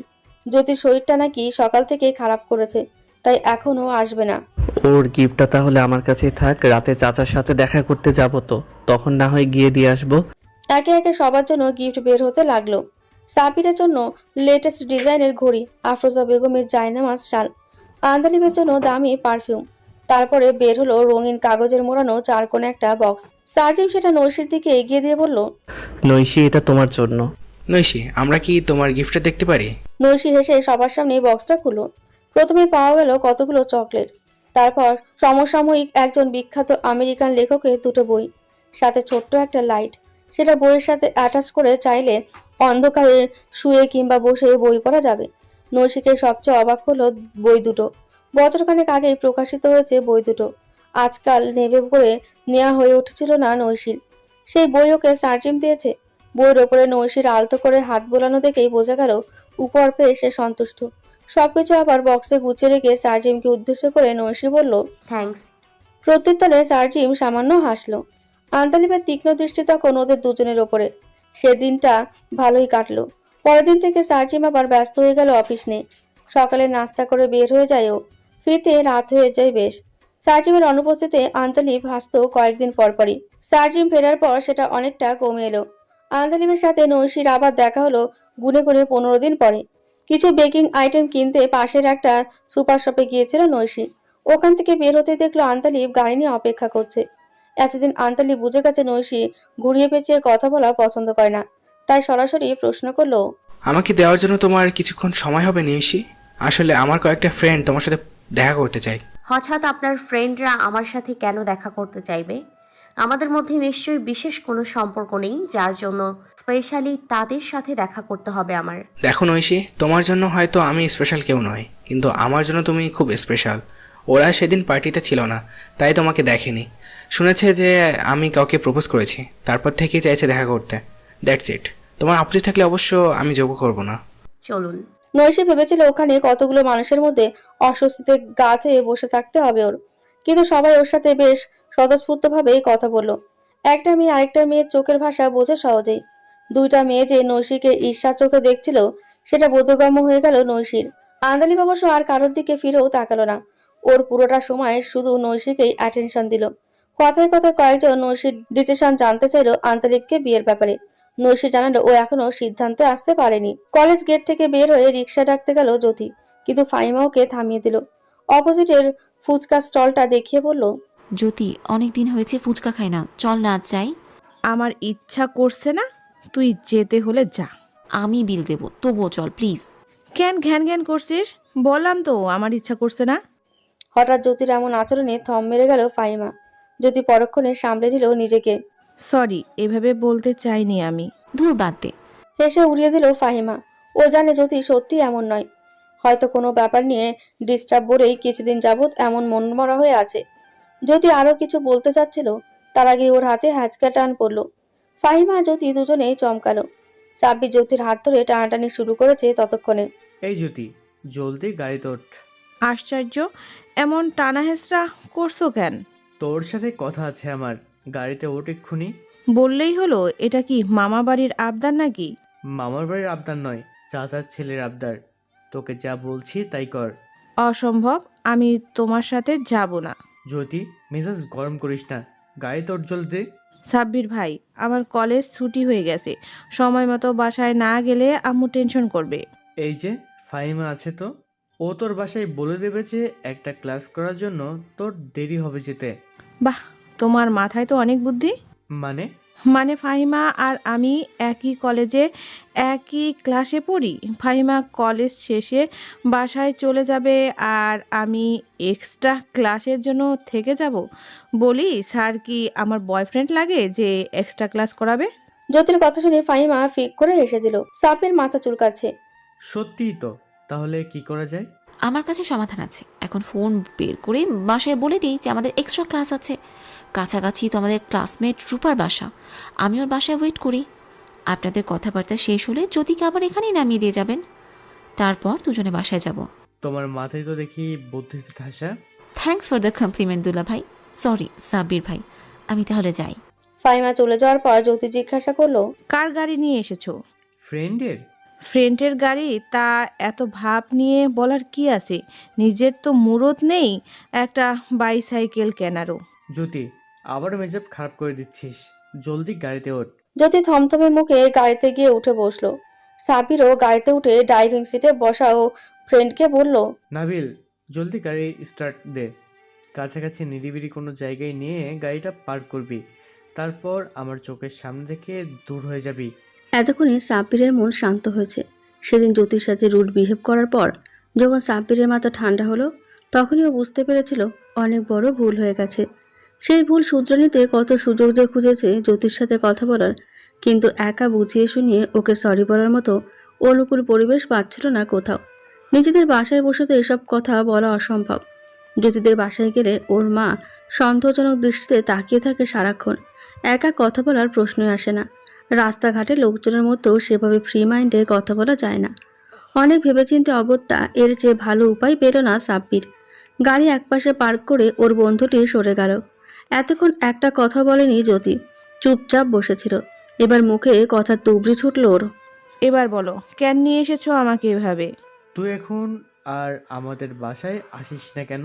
কেন যাব? তোমাদের মতো ভালো মানুষের বাসায় আমার মতো নষ্ট মেয়ে গেলে সেই বাসা অপবিত্র হয়ে যাবে না? আমি তো খারাপ মেয়ে, টাকা পয়সাওয়ালা বিসিএস ক্যাডার ছেলে দেখে প্রেম করছি, তাকে চুমু খেয়েছি আর সাথে শুয়েওছি। কিছুদিন অপেক্ষা করো, তারপর শুনতে পারবে তার বাচ্চা আমার পেটে। সাব্বির ওর মুখ চেপে ধরল। অসভ্য মেয়ে, আর একটা কথা বললে আমি তোর গলা টিপে ধরবো। ওহ, আমি বললাম বলে এখন অসভ্য হয়ে গেলাম? অথচ এই কথাগুলো সেদিন বলা হয়েছিল আমাকে। সরি, সেদিন মাথায় রাগ উঠে গিয়েছিল। তুই তো জানিসই আমার নেচার কেমন। রেগে গেলে উচিত অনুচিত বোধ থাকে না, যা খুশি তাই করে ফেলি। কিন্তু তাই বলে তুই এমন রেগে থাকবি? তুই তো জানিস এসব কথা আমি সিরিয়াসলি বলি না। এই নাকি আমাকে বুঝিস তুই? সাব্বির ভাই, গত 2 বছর ধরে তোমার সাথে আমার রিলেশন চলছে। এই 2 বছরে একটা দিন তুমি আমার সাথে ভালো করে কথা বলেছো? সারাক্ষণ রাগারাগি উল্টাপুল্টা আচরণ করেছো। ডাইনি, পেতনি, ভূত, বলদ, গাধি এমন কোনো বিশেষণ নেই যা তুমি আমাকে দাওনি। তারপরও আমি কখনো তোমার উপর রাগ করিনি, কারণ আমি জানি তুমি এমনই। কিন্তু তাই বলে তুমি আমার চরিত্র নিয়ে প্রশ্ন তুলবে, এটা আমি কিছুতেই মেনে নিতে পারবো না। তোমার কথাগুলো শুনে নিজের প্রতি ঘৃণা হয়েছিল সেদিন। এর চেয়ে যদি আমাকে ডেকে কয়েকটা চড় থাপ্পড় দিতে তাও ভালো ছিল। হয়েছে, থাম এবার। বললাম তো সরি। তুইও তো আমাকে কত কিছু বলিস, বেকার, অকর্ম, অলস। তাই বলে আমি কি তার জন্য তোকে কিছু বলেছি? কিন্তু আমার সামনে তুই অন্য ছেলেদের প্রশংসা করলে আমার একদম সহ্য হয় না। সেই জন্যই তো এখন মেজাজটা তেতে গিয়েছিল। পড়াশোনা শেষ করে মাসের পর মাস ঘরে বসে আছো, তাই তোমাকে জেলাস ফিল করানোর জন্য কথাগুলো বলেছিলাম সেদিন। তবু যদি নিজের ভবিষ্যৎ নিয়ে একটু সচেতন হও। কাজের কাজ তো কিছুই হলো না, উল্টো আমার কতগুলো নোংরা কথা শুনতে হলো। আচ্ছা যা, এই লাস্ট। আর কখনো তোর সাথে রাগারাগি করব না। ব্যাস, মিটমাট হয়ে গেল। অনেক সময় চলে গেছে। এখন তাহলে যাওয়া যাক। আর কাল থেকে আবার আগের মতোই বাসায় আসবি। সাব্বির গাড়ি থেকে নেমে গেল ওর বন্ধুকে ডাকতে। জ্যোতি হেসে ফেলল। ও জানে সাব্বিরের এই স্বভাব বদলাবার নয়। এখন নরম সুরে কথা বলছে, কিন্তু আজকে রাতটা পোহালে কাল সকালে আবার আগের সাব্বির হয়ে যাবেও। তবুও সাব্বিরকে জ্যোতির ভালো লাগে। সাব্বিরের দোষ গুণ সবটা নিয়েই ভালো লাগে। এই যে পাশাপাশি নির্জনে বসে এতক্ষণ কথা বলল ওরা, সাব্বির চাইলেই পারত একবার হাতটা শক্ত করে ধরতে কিংবা একটা চুমু খেতে, কিন্তু সাব্বির সেটা করবে না। যদি জানে যদি কখনো বৈধভাবে সাব্বিরের স্ত্রী হিসেবেও স্বীকৃতি পায়, তাহলেই কেবল সাব্বিরের আদর মাখা স্পর্শগুলো পাবে, নইলে কখনো নয়। সাব্বিরের এই সংযম ধৈর্য জ্যোতিকে আরো বেশি টেনে নিয়ে যায় ওর দিকে। দুজনের বোঝাপড়া হওয়ার পরে সাব্বিরদের বাসায় জ্যোতির আনাগোনা বাড়তে লাগলো। জ্যোতির হঠাৎ করে বাসায় আসা বন্ধ হওয়ার, এতদিন পরে আবার ঘন ঘন যাতায়াত, আর সাব্বিরের সাময়িক সময়ের জন্য তৈরি হওয়া খিটখিটে মেজাজ আবার ঠিক হয়ে যাওয়া, সব মিলিয়ে নৈশী মনে মনে অনেক কিছুই আন্দাজ করে ফেলল। নিজের আন্দাজ ঠিক কিনা সেটা পরখ করে নেওয়ার জন্য তককে তককে ছিল। কয়েকদিন পরে সাব্বিরকে একা পেয়ে সত্য উদ্ঘাটনে নেমে গেল নৈশী। কোনো রকম গোরচন্দ্রিকা নয়, সরাসরি প্রশ্ন করলো নৈশী সাব্বিরকে।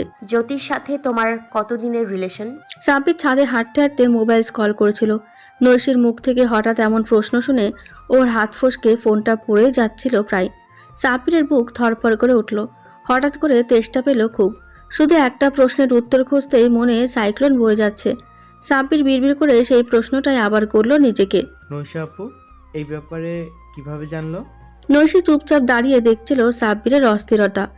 ওর ফাটা বেলুনের মতো চুপসে যাওয়া মুখটা দেখে আরেকটু নিশ্চিত হলো নৈশী। এভাবে মিনমিন করে কি বলছো সাব্বির? একটু জোরে বলো, শুনতে পাচ্ছি না। মানে আপু, এসব তুমি কি বলছো? আমার মতো একটা ছোট বাচ্চা ছেলে। একদম কথা ঘোরাবে না সাব্বির। তুমি মোটেও বাচ্চা নও। তোমার বয়সে অনেকে বাচ্চার বাপ হয়ে যাচ্ছে। জ্যোতি আমার কাছে সব স্বীকার করেছে, এবার তুমিও সেটাই করো। সাব্বিরের ইচ্ছে হলো এক্ষুনি গিয়ে জ্যোতিকে কতক্ষণ থাপড়ে আসতে। এই জন্যই বলে মেয়ে মানুষের পেটে কথা থাকে না।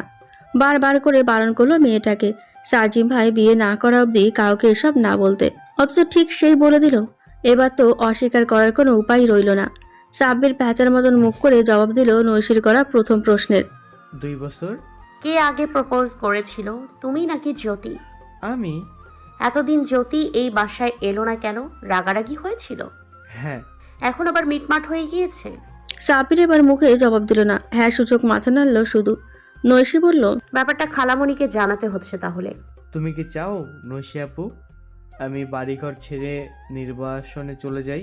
একদমই না। কেন? তাহলে আম্মুর কাছে এইসব কিছু বলো না প্লিজ। আম্মু জানতে পারলে আমাকে জ্যান্ত পুঁতে ফেলবে। আগেই নেগেটিভ কেন ভাবছো? খালামণি খুশিও তো হতে পারে। তুমি পাগল হয়েছো?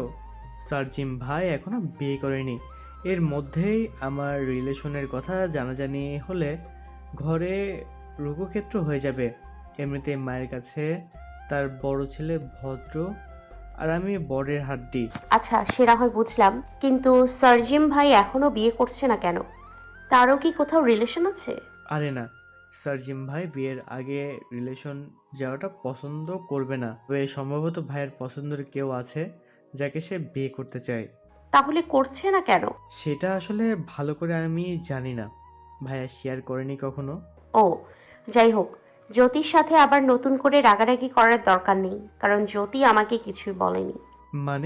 মানে তোমাদের দুজনের গত কিছুদিনের নেগেটিভিটি দেখে সন্দেহ করেছিলাম যে হয়তো তোমাদের দুজনের মধ্যে কিছু একটা চলছে, তাই আজ আন্দাজে ঢিল মারলাম, আর ঢিলটা ঠিক জায়গাতেই গিয়ে লেগেছে। কি বলো? নৈশি হেসে চলে গেল। সাবির ভোতামুখে দাঁড়িয়ে থাকলো ছাদে, নিজের গালে নিজেই চর মারল। তারপর একা একা বলল, সাব্বির তুই একটা বলদ। বাংলাদেশে আসার প্রতি প্রচণ্ড এক অনীহা নৈশির তৈরি হয়েছিল আগে থেকেই। ছোটবেলা থেকে মাঝে মধ্যে নৈশি দেখতো মা লুকিয়ে কাঁদছে, ও সামনে গেলে নিজেকে স্বাভাবিক করে ফেলতো। আবার ওই অল্প বয়সে সাংসারিক জটিলতাগুলো না বুঝলেও এতটুকু বুঝতো বাবা মায়ের মধ্যে কোনো মনোমালিন্য নেই, বরং সবসময় তারা খুব স্বতঃস্ফূর্ত।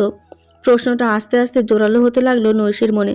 এত খুশি, এত আনন্দ, বাবা এত ভালোবাসে মাকে, তারপরেও মা আড়ালে কাঁদে কেন?